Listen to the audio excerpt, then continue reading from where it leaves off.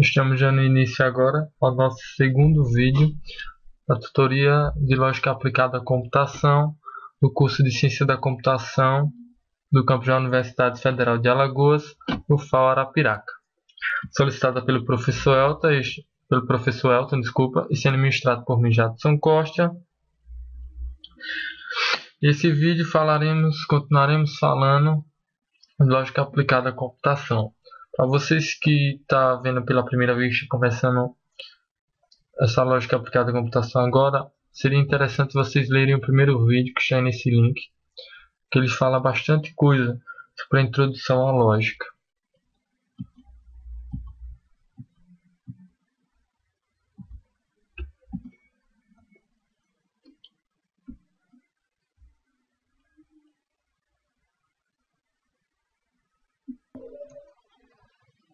Na lógica proposicional, existem algumas equivalências lógicas.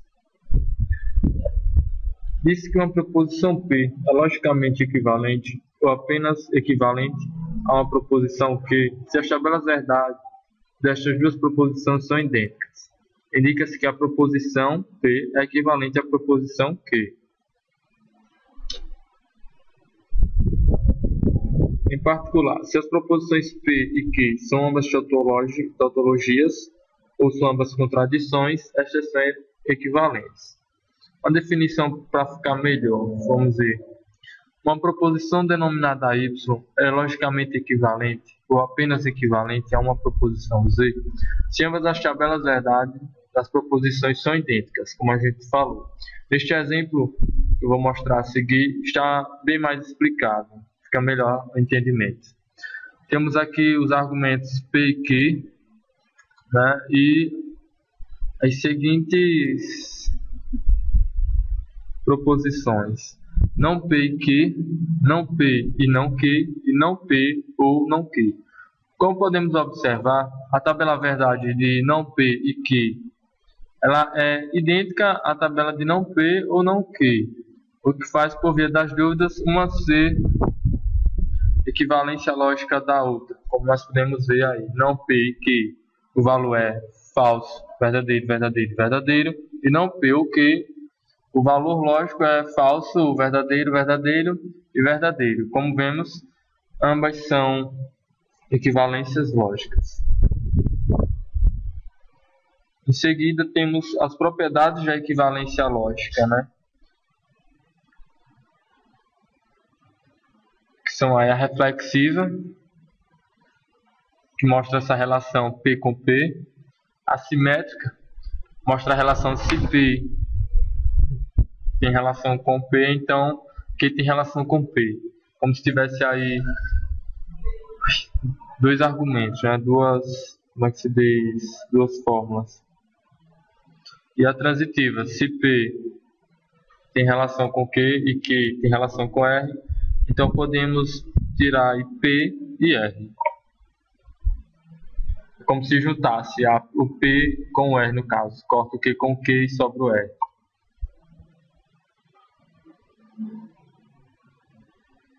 Aí mostra alguns exemplos, né, dessas propriedades da equivalência lógica.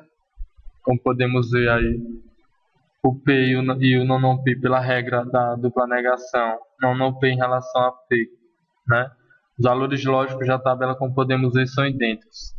Temos também o outro exemplo embaixo, do P e o não P implicando em P, pela regra de Clavius, né? A relação não P implica em P em relação a P, também são idênticas. Em seguida, temos a simétrica, né? A propriedade simétrica, como podemos ver aí a relação.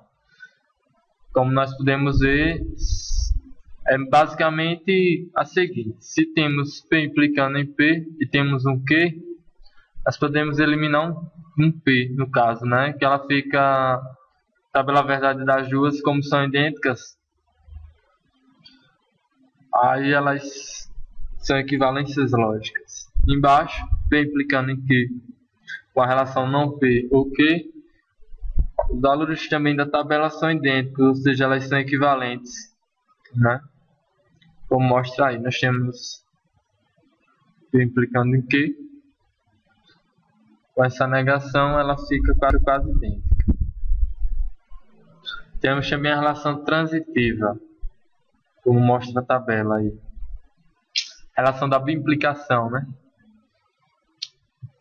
Não tá, primeiro exemplo de cima não está destacado, mas como podemos ver, P implicando em que tem valor verdadeiro, falso, falso e verdadeiro.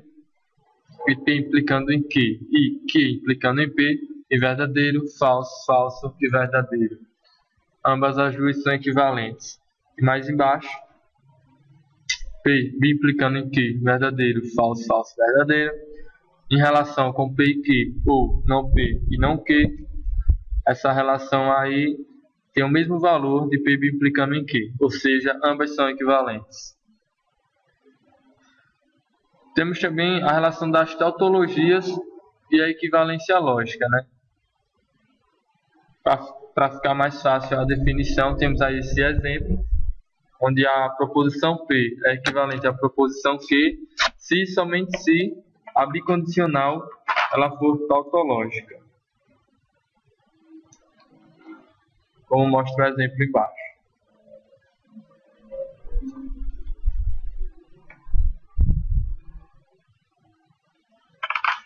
Para ficar mais provável, aí está, né?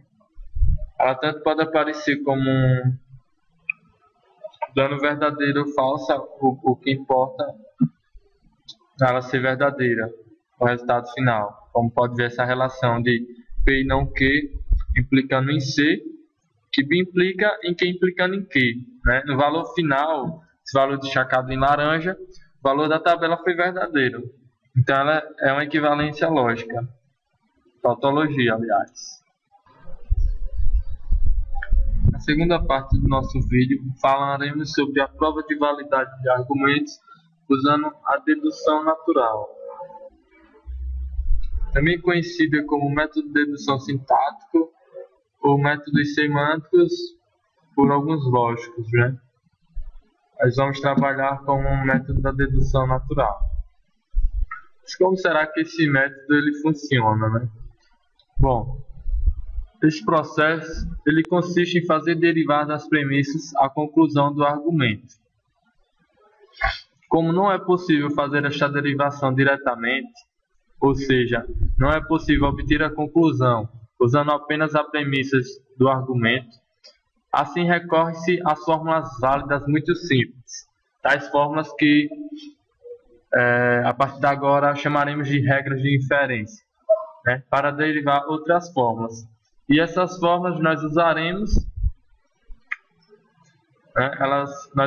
e elas receberão a função de premissas para ser usada até aplicar novas formas de regras de inferência, e assim vai derivando novas fórmulas até chegar na dedução natural, ou seja, no valor que a gente quer, né, para se obter o valor final que nós queremos. Temos aí um exemplo, ainda não vai ficar muito claro porque as regras de inferência talvez você não conheça, mas nós vamos falar sobre ela daqui a pouquinho. Temos aí o exemplo A implicando em B e C, que forma uma premissa, não B ou C e não C para se obter o não A. Aí temos como montar, né, como chegar a usar esses métodos. Na linha 1, temos A implicando em B e C, que é uma premissa. Na segunda, não B ou C, não C, que é uma premissa também. E aí começamos a usar, a partir da terceira linha, os métodos de regras de inferência. Utilizando a linha 1 com a exclusão da conjunção, obtivemos o C. Já na linha 4, para obter A implicando em B, utilizamos também a linha 1 com a exclusão da conjunção, que obtivemos o A implicando em B. Usando a linha 2 e a linha 3 com o silogismo disjuntivo, obtivemos o não B. E em seguida, na sexta linha, o não A, utilizando o modo Stollens com a linha 4 e 5. Aí conseguimos chegar no não A, que era onde nós queríamos chegar. A dedução natural tem duas regrinhas básicas que nós utilizaremos no decorrer da videoaula, que é as regras de inferência e as regras de substituição. Essas regras de inferência, ela constituem uma forma simples de argumento válido em que as premissas implicam a conclusão.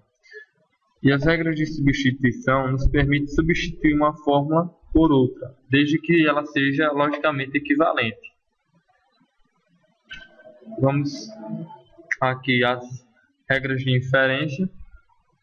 Como podemos ver, temos as modus ponens e as modus tollens, onde A implicando em B, nós obtiveremos o A. A implicando em B, se nós tivermos o A, vai obter B. A implicando em B, nós tivermos não B, teremos não A. E o silogismo disjuntivo, que nos permite dividir uma disjunção, como podemos ver aí no exemplo. Temos o silogismo hipotético, que permite deduzir um enunciado condicional a partir de dois outros enunciados condicionais usados como premissa. Que é, no caso aí, o A implica em B, o B implicando em C, e nós obtivemos o A implicando em C.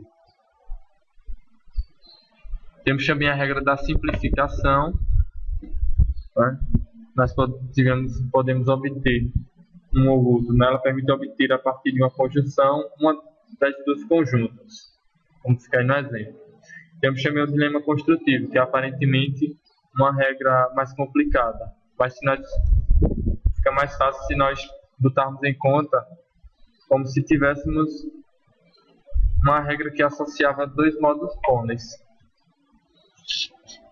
Temos aí também a inclusão da disjunção, que é a junção dos dois argumentos, e temos também a exclusão, que é a exclusão de um dos argumentos. Aí temos alguns exemplos, como vocês podem ver.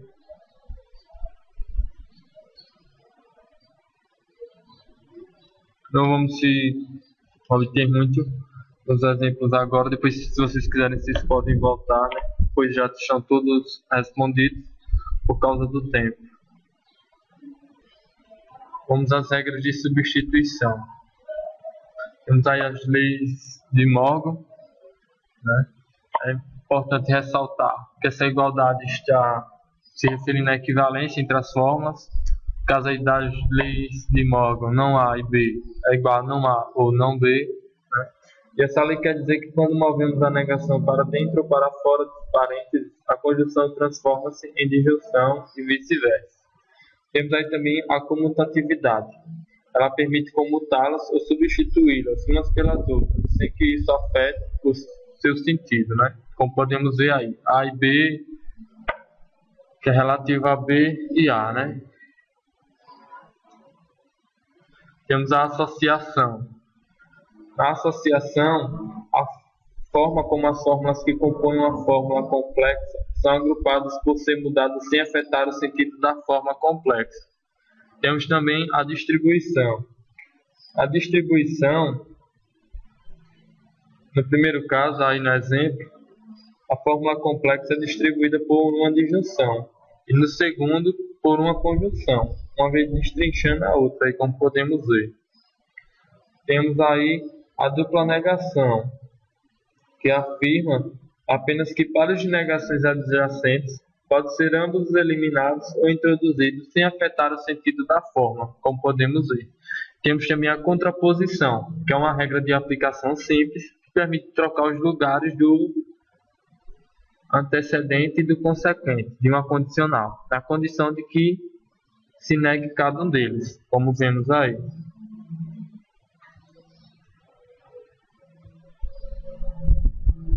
Temos a implicação material, que ela consiste na definição da bicondicional, onde A e B são ambas verdadeiras, seja quando são ambas falsas. Esse é o sentido, né? Um equivalente com a outra. Temos também a exportação, que afirma que o enunciado se A, então se B, então C é logicamente equivalente a se A e B, então C. Temos a regra da tautologia, que é óbvia, né? Ela permite eliminar redundâncias nas disjunções e nas conjunções, como podemos ver nos exemplos.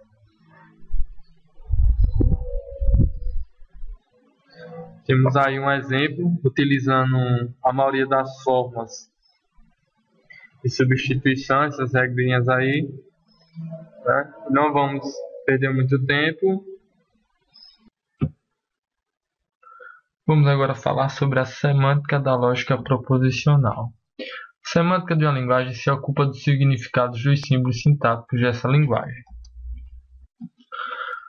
Não basta escrever corretamente uma FBF, faz necessário atribuir valores a essas formas, né? Uma forma melhor de explicar é a seguinte: a semântica dos elementos sintáticos da lógica proposicional é uma função cujo domínio são as FBFs, ou fórmulas bem formadas, da lógica proposicional, e cujo contradomínio é o conjunto verdadeiro ou falso, ou seja, a interpretação de uma proposição simples resultará em verdadeiro ou falso. Por esse motivo, ela é chamada lógica bivalente. E é interessante a gente relembrar alguns conceitos, né? O conceito de negação, de conjunção entre duas proposições, a disjunção das proposições, a questão da condicional e a questão da bicondicional, que ela é muito usada nisso aí, né? Como nós vimos na videoaula anterior, que é da bicondicional também.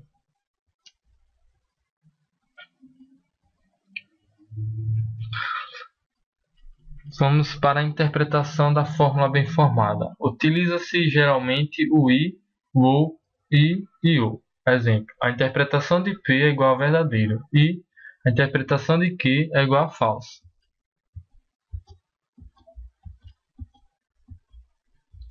Como podemos ver aí nessa tabela, onde P ou Q implica em P, né? E o resultado será a interpretação de H. Com a interpretação de P é igual a verdadeiro e a interpretação de Q é falso, P implicando em Q resulta em verdadeiro. Verdadeiro implicando em P, verdadeiro resulta implicando em verdadeiro, resulta em verdadeiro. Logo, a interpretação de H é igual a verdadeiro, como podemos ver na tabela abaixo, né? E é muito importante a gente verificar, através da tabela verdade, se essa interpretação realmente está certa, está correta. Como podemos ver aí neste exemplo, a interpretação de não A e B, B implicando em não B, ou não A, igual a verdadeiro. Não vamos se ater muito por causa do tempo do vídeo, mas depois vocês podem voltar que ela está exemplificada, né? E aí, como mostra, nós substituímos, né? Tem horas que usamos i, tem horas que usamos ou e ou. Também é importante a gente utilizar muito a questão da tautologia, contradição e da fórmula satisfazível. A tautologia é uma fórmula H, onde ela é tautológica ou é válida se somente se para toda interpretação de H for igual a verdadeiro. Temos a contradição. Uma fórmula é contraditória se somente se para toda interpretação de I for falsa. Temos a fórmula satisfazível se existe pelo menos uma interpretação tal que a interpretação seja verdadeira. E agora, por último, vamos falar sobre tabuleiro semântico. O tabuleiro semântico, na lógica proposicional, é uma sequência de formas construída de acordo com as certas regras e geralmente apresenta sobre a forma de uma árvore. Os elementos básicos que compõem esta árvore são definidos a seguir.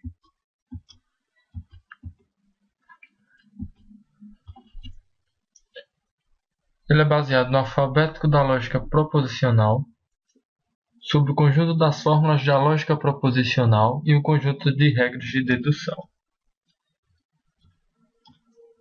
Temos aí as tais regras de inferência, né? Ou regras de dedução. Temos essas 9 regras básicas que vocês devem aprender para poder se trabalhar mais com o tabuleiro.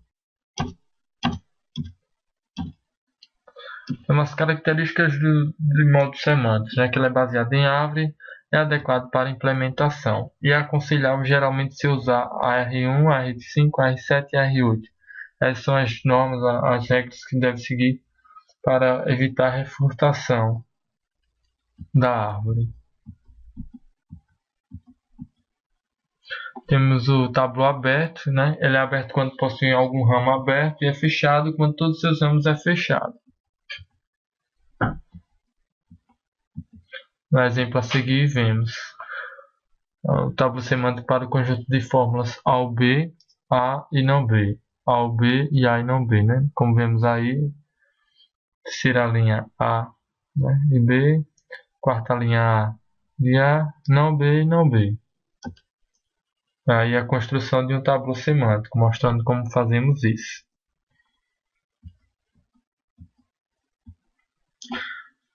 E as características de método do tabu semântico, temos aí esse sistema de refutação, ele usa-se a prova por negação ou absurdo, onde para provar H supõe-se inicialmente por absurdo, não H. As deduções destas fórmulas levam a um fato contraditório, para o H então ser verdade.